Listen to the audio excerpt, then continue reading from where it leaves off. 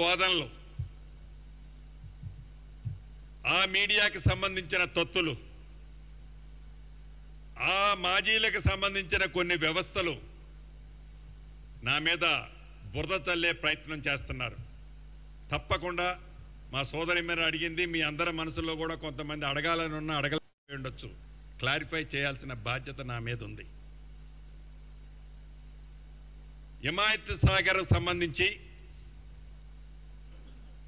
ఏదైతే గడిచిన కొద్ది రోజుల క్రితం అంటే ఈ అసెంబ్లీలోనే గౌరవ ముఖ్యమంత్రి గారు ఒక మంచి ఉద్దేశంతో, ఈ ప్రభుత్వం ఒక మంచి ఉద్దేశంతో హైడ్రాని ఏర్పాటు చేసిన మాట వాస్తవం.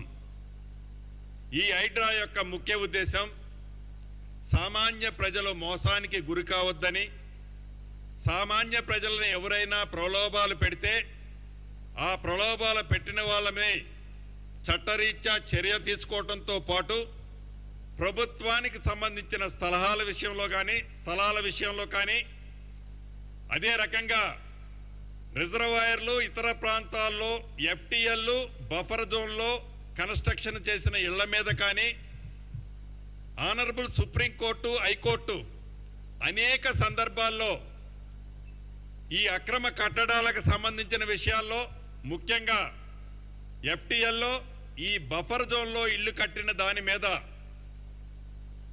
ఎన్విరాన్మెంటల్కి సంబంధించిన విషయం ఇబ్బంది దాని మీద కోర్టులో అనేక సార్లు ఆనాటి ప్రభుత్వాన్ని గడిచిన 10 సంవత్సరాల్లో మందలిస్తే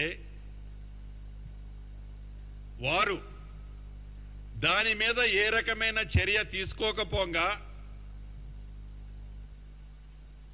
వారి కళ్ళు సైగల్లోనే వారికి సంబంధించిన మనుషులు, వారి కుటుంబం, వారి మంది మార్బలమే ఈ ఎఫ్టీఎల్ బఫర్ జోన్లో అనేక ఇళ్లు కట్టిన సందర్భం మనకు తెలియంది కాదు. నిన్న మొన్న కోర్టు కూడా ఒకటి డైరెక్షన్స్ ఇచ్చారు గౌరవ ఆనరబుల్ చీఫ్ జస్టిస్ గారు.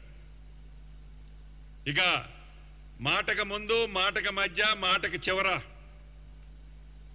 రెవెన్యూ మంత్రి ఇల్లు హిమాయత్ సాగర్ ఎఫ్టీఎల్లో ఉంది. రెవెన్యూ మంత్రి ఇల్లు హిమాయత్ సాగర్ బఫర్ జోన్లో ఉంది.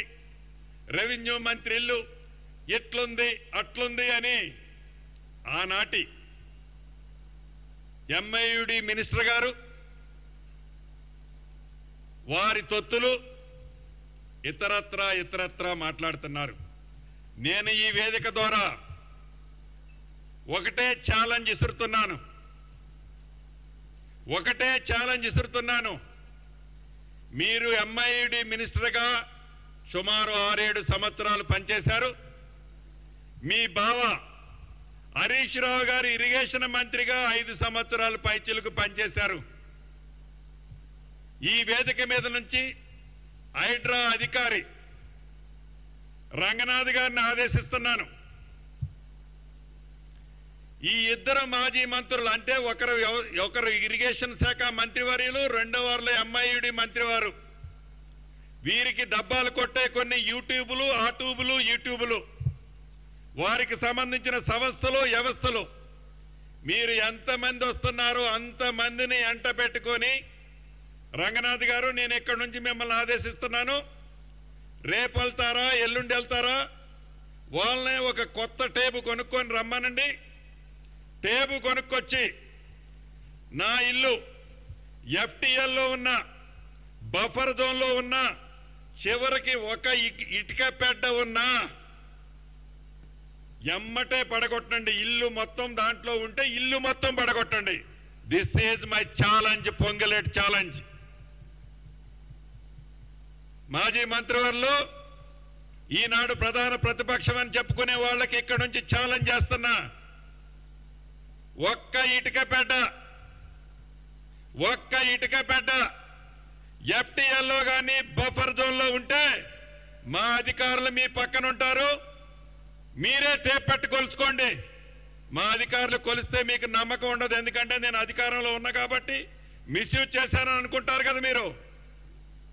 మీ చావు తెలివితేటలు, మీ చవకారు మాటలేందో కొలిసిన తర్వాత మీ తల ఎక్కడ పెట్టుకోవాలో మీరే నిర్ణయించుకోండి. నేను అందరూ అన్నట్లు దాంట్లో దూకు దీంట్లో దూకు అని అనను. ఇది పొంగిలేటి ఛాలెంజ్. మళ్ళీ గతంలో ఖమ్మం అసెంబ్లీల గురించి చెప్పా, మళ్ళీ ఇవాళ చెప్తున్నా.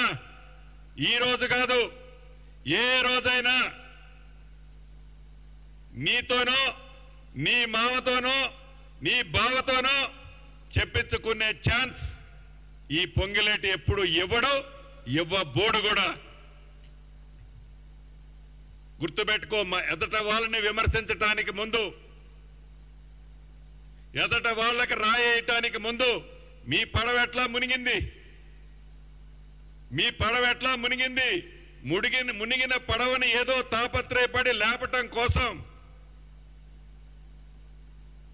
ఏదో చేయటం కోసం, నీ ప్రతిపక్షం అనే హోదాని కాపాడుకోవటం కోసం మీరేదైతే తాపత్రయపడుతున్నారో దాన్ని ఒక రెవెన్యూ మంత్రిగా నన్నేదో ముందు బూచిని చూపించి ప్రజలని మభ్య పెట్టాలని చూస్తున్నారో నేను ఛాలెంజ్ ఇసిరాను. నేను కూడా రాను. మా అధికారులు వస్తారు, అధికారులను ఆదేశించాను. డేట్ ఎప్పుడో మీరు కమ్యూనికేట్ చేయండి.